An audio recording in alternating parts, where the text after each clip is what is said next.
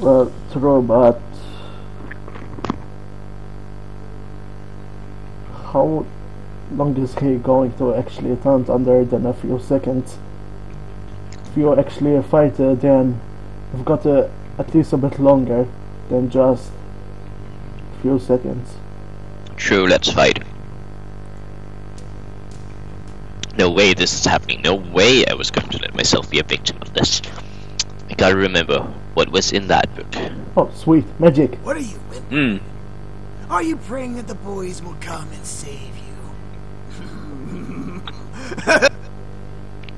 I kept rumbling, trying to remember and shut my eyes. Studying for a brief second wasn't enough to keep a spell in my mind, but I had to try something, anything. All of a sudden the air grew still and silent. I opened my eyes and looked around and gasped at the sight. Everything was frozen in time, as if the clocks had stopped and everything had followed suit. What the? At first I instantly wanted to move, but my feet were glued to the ground. I couldn't change time and escape from where I was, but I was still lost. What was I supposed to do? A soft wisp of the wind made me turn to a floating light purple orb. What? What? I stared at it, glowing, giving off a warm feeling. For some reason this thing made me feel happy and content despite the situation I was in. My heart felt like crying, yet I didn't know why. Also, one thing I just noticed, I don't feel like her icon has been showing up that much in the bottom left corner. Like while she was speaking. Remember how it used to? Huh? Like there was usually a picture of her in the bottom left corner when she spoke. Oh, right. That's not there anymore. No, Could have been. She is captured right now, so. Yeah, it couldn't have been grandfather. As I muttered, the orb slowly grew and faded into a spirit of my grandfather from when I last saw him. I stared up at him, completely shocked that I was correct and that his form was standing in front of me. I guess it was a good idea to bring the incubi here after all. Okay. What? Is it really you? What do you mean?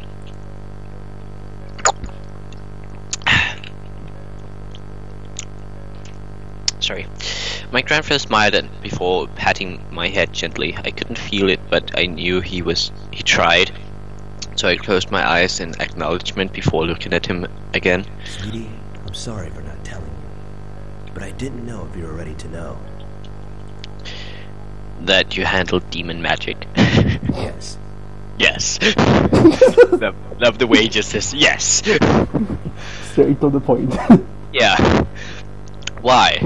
What is there to gain from learning and using demon magic?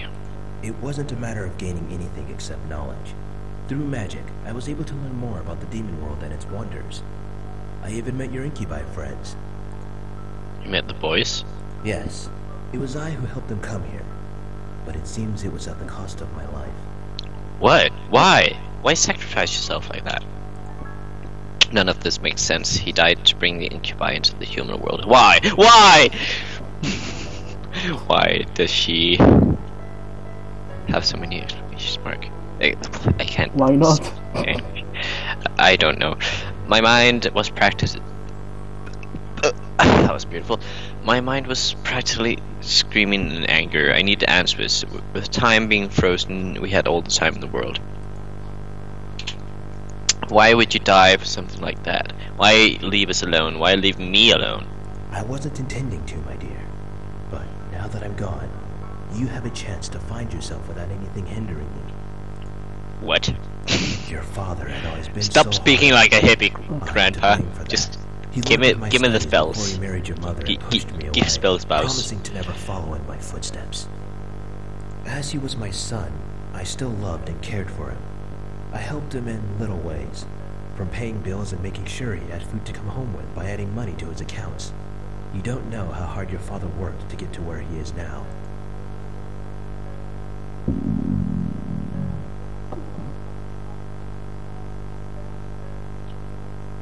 I started trying to take it all in. It was true that my dad worked really hard, but I didn't realize how rough he had it.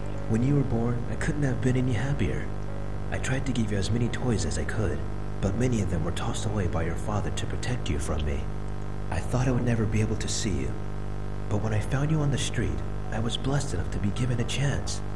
After I brought you back to your parents, I asked your mother to convince your father to let you visit me often, and he finally agreed. Why does Dad hate you so much? Why put that on me? Your father saw me as a monster. He was afraid I would hurt you. He wanted to protect you from me at all costs, even if it meant becoming a monster to you himself. You did not know my father! You did not know what he was capable of! He truly does love and care for you, but he doesn't want you to be as curious as I was. Too late. I chose to learn about magic. Curious. I grew curious about it. He thought that was wrong, so when I didn't give it up, he shut me out of his life. What a stubborn old man. So I did the only thing I could do. I gave everything I owned to you, including my hidden books your father never knew of. My head began to spin. Beautiful. That was too much. What? Beautiful. Yeah, I know, right? Yes, we are beautiful creatures of the... I don't even fucking know, just trying to get some try-hard poetry out there. What even? There was too much information. It was... Ow! Ow! Hold on. The fuck? Ow, god damn it. What's happening to my neck? Sorry. There was too much information. It was all going so fast despite time not moving a single inch. Oh, come on! A moment ago she was like, give me answers! No, now she's like, it's too much! You're whatever.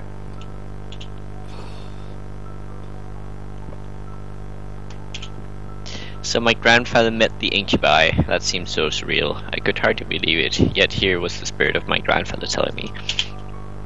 It was almost like a dream. Do you think we maybe would have like been able to speak to our grandfather if we had visited his grave? I have no idea. Anyway, so you I doubt it. What? I doubt that would have happened anyway. Yeah, so you introduced them to the human world? That's right. I told them about the wonders of our world, and they all wanted to come to experience it. So I helped them come over and gave them everything they needed. They traveled everywhere, and I helped them as they learned more about humans. Then, I suddenly stopped breathing. I don't know why, but I believe it was because my time was up. After I died, the boys tried to come back. However, Malix attacked them instantly when they crossed his path. I used the last bit of my strength to guide them to the estate so they had a place to stay to heal. So that's why they were in the house. But they said they didn't know about the house belonging to anyone. I never told them it belonged to anyone.